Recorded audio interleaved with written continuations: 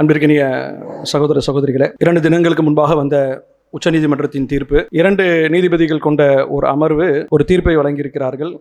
பாலியல் தொழில் செய்வது தொடர்பான ஒரு தீர்ப்பு. இதற்கு முன்பு உயர்நீதிமன்ற தீர்ப்புகளும் இதையே உறுதிப்படுத்தும் விதமாக, அதாவது பாலியல் தொழில் செய்யக்கூடியவர்கள் அவங்க அதுவும் ஒரு தொழில் தான், எனவே அந்த தொழில் செய்யக்கூடியவர்களை சட்ட ரீதியாக எந்த விதமான தண்டனைக்கும் அவர்களை உட்படுத்தக்கூடாது, காவல்துறை அவர்கள் மீது நடவடிக்கை எடுக்கக்கூடாது. எத்தனையோ தொழில்கள் இருப்பது போன்று அதுவும் ஒரு தொழில்தான், அவருடைய உரிமைகள் பாதுகாக்கப்பட வேண்டும். யாரு விபச்சாரத்தை தொழிலாக செய்கிறாங்கல்ல, காசு வாங்கிட்டு செய்கிறாங்கல்ல, அப்படி செய்கின்ற செயல்களை சட்டமோ காவல்துறையோ ஒன்றும் செய்யாதீங்க, அவங்களுக்கு சமூகத்தில் பாதுகாப்பு கொடுங்க, அவர்களுடைய உரிமையும் மதிக்கப்பட வேண்டும் அப்படின்னு சுப்ரீம் கோர்ட்ல 2 நீதிபதிகள் சொல்லியிருக்கிறாங்க. இந்த மாதிரியான ஒரு தீர்ப்பு என்பது சமூகத்தில் என்ன ஏற்படுத்தும்? சமூகத்தில் ஏற்கனவே இருக்கின்ற மிக அசிங்கமான, மிக மோசமான ஒரு கலாச்சாரத்தை நோக்கி சமூகம் போய்கொண்டிருக்கிறது நம்ம நல்லா தெரியும். விபச்சாரம் என்பது மலிந்து போய்விட்டது. அது பாலியலை தொழிலா செய்யறானா, தொழில் இல்லாம செய்யறானான்றதெல்லாம் தாண்டி, தனக்கென்று அவனுக்கென்று அனுமதிக்கப்பட்ட ஹலாலான உறவை தாண்டி இன்னைக்கு பல்வேறு விதமான அசிங்கங்கள் சமூகத்தில் அரங்கேறக்கூடிய நேரத்தில் ஒரு ஒழுக்கமான ஒரு சமூகத்தை உருவாக்க வேண்டும் என்கிற ஒரு பொறுப்புணர்வு கூட நீதிபதிகளுக்கு இல்லையோ அப்படின்ற மாதிரி தான் இந்த மாதிரியான தீர்ப்புகளை பார்க்க முடிகிறது. அவங்களுடைய உரிமை பாதுகாக்கப்பட வேண்டும்.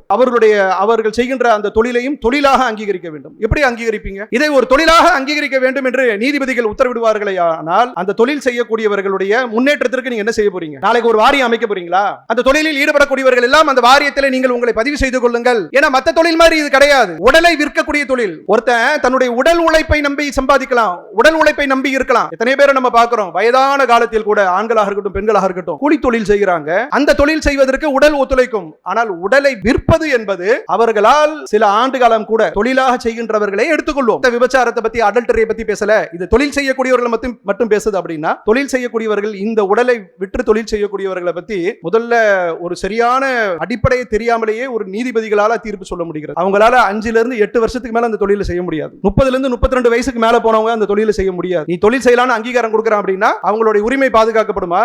இந்த தொழில் செய்யக்கூடியவர்களுடைய அந்த குடும்பத்தாருடைய நிலைமை என்ன? திருமணமானவர்கள் இந்த தொழில் செய்யறாங்க, அவங்களுடைய பிள்ளைகளுக்காக, அவங்களுடைய குடும்பத்தாருடைய நலனுக்காக நாங்கள் இந்த தீர்ப்பை சொல்லுகிறோம் என்று நீதிபதிகள் தீர்ப்புல சொல்றாங்க. கேட்பதற்கே அருவருப்பாக இருக்கிறது. இதை ஊக்கப்படுத்த முடியுமா? அப்ப ஏற்கனவே இருக்கக்கூடிய மிக மோசமான கலாச்சாரம், திருமணமே இல்லாம இன்னைக்கு லிவின்ற பேர்ல லிவிங் டுகெதர்னு சொல்லிட்டு தான் வாழ்ந்துட்டு இருக்கிறான்.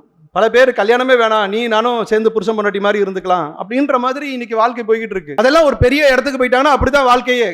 கல்யாணம் எல்லாம் இல்ல, இப்படியே வாழலாம். நாட்டை ஆளக்கூடிய ஆட்சியாளர்கள் கூட பல பேருடைய செயல்பாடுகள் அப்படித்தான் இருக்கு. நீங்க இப்படி ஒரு தீர்ப்பை சொன்னீங்கன்னா எவ்வளவு ஒரு ஒழுக்கக்கேடான ஒரு சமூகத்தை உருவாக்குவதற்கு அது இடம் அளிக்கும். இஸ்லாமிய பார்வையில என்ன சட்டத்தின் பிரகாரம் நீங்க தீர்ப்பு சொல்ல வேணாம், குறைந்தபட்சம் மனித ஒழுக்க, மனித நாகரிகம் என்பதை கூட புரிந்து கொள்ள மாட்டீர்களா? இதுக்கு இடம் அளித்தீர்கள் என்று சொன்னால், நாளைக்கு நம்ம குடும்பத்தில் ஒருத்தவன் ஐடில ஒர்க் பண்றான், பெரிய பெரிய வெளிநாட்டில் அந்த நிறுவனத்தில் வேலை செய்யறான்னு சொல்றது பெருமையாக இருக்கும். என் குடும்பத்தில் ஒருத்தன் இந்த தொழில் செய்யறான் அப்படின்றத சம்பந்தப்பட்ட நீதிபதிகளால் சொல்ல முடியுமா? வேற யாராலையும் சொல்ல முடியுமா? அதை ஒரு தொழில் என்று யாரேனும் நீங்கள் அங்கீகரிப்பீர்களா? இது தடுக்கப்பட வேண்டும். அது தடுக்கப்படுவதுதான் அந்த தொழிலில் ஈடுபடக்கூடியவர்களுக்கே பாதுகாப்பு என்பதை புரிந்து கொள்ளாத நீதிபதிகள். அவ்வளவுதான் நம்ம சொல்ல முடியும். எத்தனையோ விசித்திரமான தீர்ப்புகளை எல்லாம் நாம இந்த தேசத்துல பார்த்திருக்கிறோம். அதுல ஒன்றாக மிக மோசமான, சமூகத்துல மிக ஒழுக்கக்கேடான காரியங்கள் அதிகரிப்பதற்கான வாசலை திறக்கக்கூடிய இப்படிப்பட்ட தீர்ப்பை அளித்திருக்கிறார்கள். இது திரும்ப பெறப்படுமா அல்லது இதுதான் திரும்ப அப்ஹோல்ட் ஆகுமா? இதை தான் இவர்கள் சட்டமாக்க போகிறார்களா என்பது தெரியல. பொறுத்திருந்து பார்க்க வேண்டும். அல்லாஹ் ரப்பல் ஆலமீன் இந்த ஒழுக்கக்கேடான